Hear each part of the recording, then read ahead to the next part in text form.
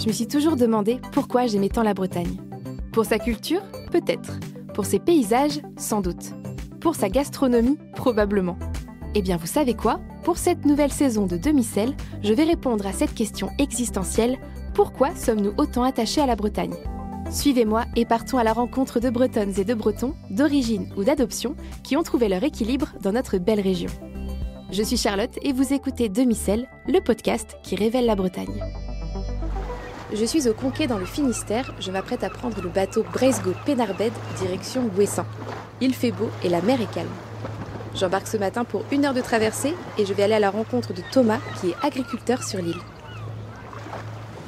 Ça y est, on a eu les consignes de sécurité, on est pas mal sur le bateau. Alors on va faire un arrêt à Molène avant d'aller à Ouessant, notre destination finale. Mesdames, Messieurs, nous sommes arrivés à Ouessant. Débarquement des passagers se fera par la porte avant du pont inférieur. Débarquement, porte avant, pont inférieur, bonne journée. Salut Thomas. Salut Charlotte. Ça va ? Ça y est, vous avez fait mon voyage ? Ouais, ça a été. Franchement, la mer était calme. Bon, bienvenue à Ouessant. Merci. Eh ben allez, je t'emmène à la ferme. Merci, je te suis. C'est parti. Je m'appelle Thomas, on a une ferme à Ouessant avec Marie, ma femme. On est à deux à travailler sur la ferme qui s'appelle les Vaches aux 4 vents. Et donc on est arrivé à Ouessant il y a 5 ans avec nos 3 enfants pour élever des vaches laitières sur Ouessant et produire des produits frais, que ce soit du yaourt, du beurre, de la crème, mais aussi des fromages sur l'île d'Ouessant et essayer de les vendre en local. Donc au bout de ces 5 ans, on est toujours là déjà. Ça marche pas trop mal parce que on arrive à faire du fromage, on arrive à le vendre, on arrive à en vivre, donc on est content. Comment ça se passe à l'année en fait d'être agriculteur sur l'île ? Nous, on était déjà agriculteurs dans la Drôme. On était en vache laitière avec un petit peu de transformation à la ferme. La ferme, elle était déjà en bio, avec pas mal d'herbes et tout. Mais les problèmes qu'on rencontrait surtout dans la Drôme et le sud de la France, c'est les coups de sécheresse. Bon, on n'a pas déménagé pour ça, hein, mais un jour, on a vu qu'il y avait un appel à projet sur Ouessant, qui était lancé par la mairie, pour relancer de l'agriculture. Donc on s'est dit, ça pourrait être sympa d'y répondre, mais on y a répondu plus en se disant, on va répondre pour pas avoir de regrets par la suite, mais on ne sera pas forcément pris. Et puis on a été pris, et puis du coup, on a débarqué ici. Et nous, ici, notre système, on l'a basé déjà sur l'herbe, parce que l'herbe, elle pousse pas toute l'année, mais presque. Et le principe de la ferme ici, c'est que tous les animaux sont dehors, et on fait aussi de la traite mobile. Donc c'est la traite qui suit les animaux. Quand un champ a fini d'être pâturé, on va sur une autre parcelle, et ainsi de suite. Donc on suit un peu plus le rythme des animaux. On s'aperçoit que ça marche bien. Le travail est plus saisonné sur la partie été, on va dire. Et donc, on a plus de temps l'hiver. Et c'est du temps qu'on consacre pour faire les trucs qu'on n'a pas pu faire pendant la saison, de l'entretien de matériel, par exemple, des modifications. Mais aussi, on passe un peu plus de temps avec les animaux. On a plus de traite, donc c'est plus de la surveillance. On retrouve vraiment notre côté éleveur et on en profite aussi, quoi. Il y a combien de vaches aujourd'hui là ? Donc, il y aura à peu près une trentaine de vaches adultes qui vont se découpler en une vingtaine de vaches à la traite et une dizaine de vaches qui vont élever les veaux. Et ensuite, avec tous les animaux, là, on est à peu près une cinquantaine d'animaux sur la ferme et on est arrivé à notre rythme de croisière. Bon alors, on imagine que quand tu as déplacé la ferme, il a fallu faire traverser les vaches. Comment ça s'est passé en bateau ? Donc déjà, ils ont pris le camion. On a fait 12 heures de camion pour venir jusqu'à Brest. Après, on a été accueillis par un ancien agriculteur qui nous les a gardés plus ou moins en pension parce qu'on ne pouvait pas prendre le bateau direct en arrivant du camion, quoi. Donc il a fallu faire une petite pause et on ne pouvait pas mettre tout le monde dans le même bateau. Donc on a fait 2 bateaux. La première traversée s'est faite assez rapidement. Les vaches, en fait, je pense qu'on les sentait vraiment pas stressées. Donc après, elles nous disent pas tout, mais on les sentait bien pour la traversée. Ça s'est super bien passé. Après, c'est vrai qu'il y avait un peu le stress aussi de tout le monde parce que c'est pas une habitude de traverser des bêtes. Donc, comment on va les mettre sur le bateau, Mais tout s'est quand même bien passé. Alors pourquoi avoir choisi la Bretagne? Tu as parlé de l'appel à projet, mais c'était la seule raison ou il y avait une autre raison qui vous a fait venir ici? Bon, la Bretagne, on se l'était un peu gardé en mémoire pour la retraite, mais du coup on est arrivé un peu en avance. Ouais, on a toujours bien aimé la Bretagne. À chaque fois qu'on est venu en vacances en Bretagne, on a passé des super moments à toutes les saisons. On a su profiter même de l'hiver. Donc on s'est toujours régalé. Ouessant, on l'a jamais fait. On se l'était gardé à se dire, bah voilà, un jour, il faut qu'on fasse Ouessant, mais il faudra qu'on y aille plusieurs jours pour faire le tour. C'est quand même mieux. Et puis, voilà, un jour, on a découvert cet appel à projet et puis ça nous a donné envie de venir voir comment ça se passait sur Ouessant. Et alors, le truc, c'était de ne pas tomber amoureux des paysages, de tout ça et tout, parce que des fois, on peut se dire, ouais, c'est sympa et tout, mais après, il faut se dire, voilà, il faut y vivre à l'année, il faut y travailler, il faut tout ça. Donc, c'était pas qu'on s'était mis des œillères, mais un petit peu pour dire, voilà, on veut pas trop se laisser dépasser par les émotions et plutôt se dire voilà, faut que ça soit du vrai, quoi. Et ça a marché quand même et on a pu faire le pas de tout lâcher dans la Drôme pour arriver ici, quoi.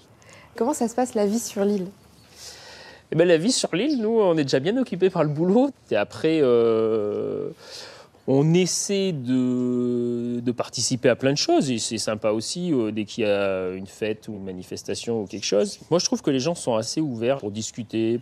Et ils sont encore ici, c'est une île où on croise quelqu'un, on lui dit bonjour. Tout le monde se dit bonjour. Et c'est là qu'on voit un peu la différence. Et les gens sont, je trouve, assez agréables. Je sais pas s'ils prennent plus le temps ou si... bon, il y en a des stressés aussi, hein, mais... on les sent plus apaisés que dans le sud de la France où on était avant. Ouais. Et donc avant, vous viviez à la campagne. Comment ça s'est passé pour tes enfants quand vous êtes arrivés sur l'île? On est venu déjà avec les enfants pour leur faire découvrir l'île. C'est vrai que bon, ils étaient déjà habitués à la campagne, à cette liberté et tout. C'est ce qu'ils retrouvaient un peu ici aussi parce que on leur laisse peut-être aussi de la liberté, je sais pas, mais c'est vrai que peuvent aller se balader un peu comme ils veulent, aller voir les copains, c'est assez facile pour ça, aller se baigner l'été, aller à la pêche. Et du coup, ça, je pense qu'ils ont bien aimé. Et puis, le gros avantage qu'il y avait sur Ouessant, c'est quand même qu'il y avait un collège. Parce qu'on avait le grand qui était déjà au collège, le deuxième qui allait bientôt y rentrer. Mais du coup, il y a quand même au niveau... il y a l'école primaire, il y a le collège, il y a tout ce qu'il faut pour que les gamins soient bien jusqu'à l'âge de partir au lycée après, quoi. Mais... Quels sont les coins de Bretagne que tu apprécies? À chaque fois qu'on va quelque part, on apprécie. Donc on essaie de la faire petit à petit, de faire le tour. J'ai découvert les Abers là, ces temps-ci, là, grâce à des collègues qui nous ont fait découvrir cette zone et j'ai bien aimé aussi. Quand on était venu en Bretagne, on avait bien aimé la Pointe du Raz. Et on avait l'impression qu'on était arrivé au bout du monde, mais non, c'était pas le bout du monde, on est arrivé à Ouessant après, donc on allait encore plus loin. Et ici, au bout du monde, comment tu réussis à vendre tes produits? Alors les produits, on fait le marché, on a essayé de recréer un marché, donc avec Charlène, qui a des brebis laitières, il y a Vincent, le maraîcher, des fois il y a Gurvan, le pêcheur, il peut y avoir Gwen qui fait des gâteaux aussi. Donc c'était un marché de producteurs d'Ouessant. C'est vraiment là-dessus qu'on avait mis l'accent pour que les gens qui viennent au marché se disent je suis tranquille, ce que j'achète là, c'est des produits d'Ouessant, quoi. C'est important pour toi de produire et vendre sur Ouessant. Oui, le but c'était de créer une ferme à la taille de ce qui peut se vendre ici.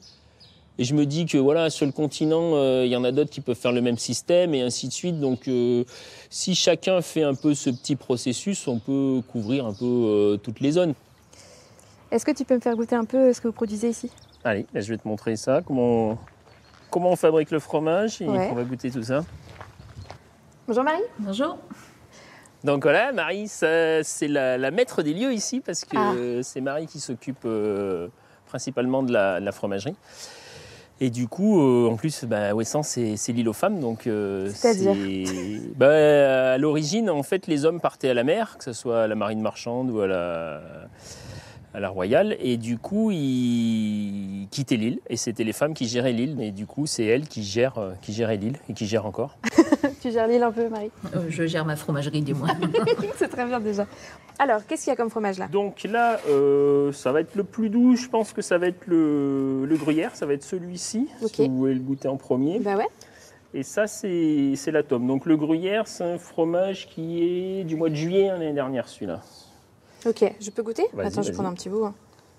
Donc après, la couleur du fromage, c'est des fromages qui sont assez marqués au niveau couleur. C'est-à-dire que nous, on a un lait qui est assez jaune. Mais oui, c'est vrai, ils sont jaunes. Le fait que le lait soit jaune, ça veut dire que c'est des animaux qui pâturent. Parce qu'en fait, l'herbe, tout ce qu'on retrouve dans l'herbe, que ce soit les oméga 3, la carotène et tout, on le retrouve aussi dans le fromage. Mais il est super bon, vraiment. J'en ai repris 2 fois. Merci. Et est-ce que c'est aussi bon parce qu'on le mange ici sur place? Après, je pense que de toute façon, quand on consomme un produit sur place, il est toujours meilleur. Alors, tu fais des yaourts, tu fais du fromage, mais elles sont où les vaches? Mais les vaches, elles sont dans le pré.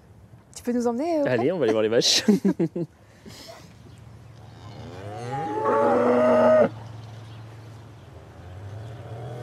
Donc, ces vaches-là, tu dis que c'est quelle race? Donc ça, c'est la race Jersey. Ouais, elles ont quoi de particulier? À l'origine, c'est des vaches qui viennent des îles Jersey. Après, on en trouve un peu dans tous les pays du monde parce que c'était une race intéressante au niveau de la qualité du lait qu'elle fait. Donc elle fait un lait qui est assez riche. Elle était même classée comme race beurrière avant, un peu comme la Bretonne Pinois. C'est aussi des vaches assez rustiques qui sont à l'origine qui étaient sur une île. Donc on se dit sur l'île d'Ouessant, c'est top quoi. Ah, ils sont là les petits. Donc voilà, le réflexe naturel du veau, c'est de se mettre à l'abri du vent et être au soleil. Ils ont une vue incroyable quand même. C'est pas mal, hein? Ouais, c'est pas mal. Vue mer, vue sur le phare. Parce que ça doit changer en plus en fonction du climat. Ah mais là, de la tu viens saison. le matin, le soir, à midi, t'as jamais la même lumière, la même vue. Ah ouais. Et du coup, je préfère même l'hiver parce que t'as des plus belles lumières encore. Comment ça se passe pour avoir des terrains et des parcelles sur Ouessant? Alors Ouessant, on est encore sous un cadastre Napoléon, donc avec plein de parcelles. Je crois qu'il y a à peu près 55 000 parcelles à Ouessant qui sont encore marquées par les sillons. Donc quand on regarde un champ, on voit des petits sillons. En fait, c'est les limites de parcelles. Ok. Donc chaque propriétaire a sa parcelle. Et plus ou moins, il nous les laisse exploiter contre l'entretien, quoi. En gros, on considère que l'entretien vaut fermage. Et il y a des gens qui ont des parcelles et qui nous disent des fois, vous pouvez mettre vos bêtes dessus. Mais en fait, c'est pas forcément leur parcelle. C'est qu'ils ont le droit d'usage de cette parcelle et qu'ils le transmettent plus ou moins comme ça, quoi. Ah ouais, donc vous pouvez vous installer un petit peu partout, non? Ou comment? Oui, après, il faut voir avec les voisins autour. Il faut un peu sonder l'endroit. Mais s'il y a une parcelle qui nous intéresse et que personne ne l'utilise, on peut l'utiliser souvent, ouais. Ah, c'est vraiment spécifique à Ouessant. C'est spécifique à Ouessant parce qu'il n'y a pas trop d'agriculture aussi et il n'y a pas la pression foncière comme il peut y avoir au niveau agriculture sur d'autres régions, quoi. C'est maintenant l'heure du portrait breton. On va jouer à un petit jeu, je te donne 2 propositions et tu choisis rapidement celle que tu préfères. C'est parti. Crêpe ou galette? Galette. Galette ou, alors c'est un plat typique de la Drôme, des fardes. Des fardes, ça fait longtemps que je n'ai pas mangé, donc des fardes. Lait de vache ou de brebis? Vache, parce que j'ai des vaches. Terre ou mer? Ça va être dur, hein, mais bon, la mer...